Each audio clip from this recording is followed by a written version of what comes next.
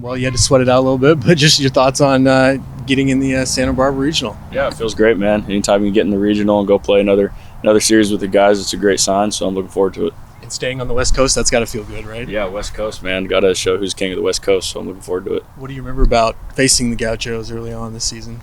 It was a competitive series. Bats weren't super hot. It was definitely a pitcher's ballpark back then, but, the weather's a little nicer, and, we strung some at-bats together lately, so we're looking forward to it.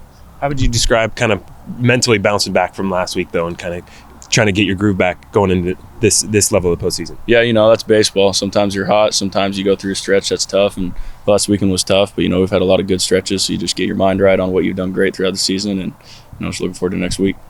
Do you think it'll help that you guys have played this team before, or is that so long ago that this is just a completely new series? Obviously you can look back and, run some scouting reports on what they, pitched you in the past and what their hitters did.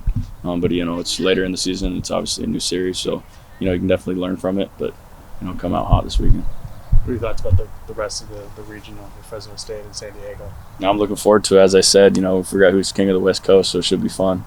I like that. It'll be awesome. Is there anything you guys can take away from how you were able to win a regional last year that you can apply this year?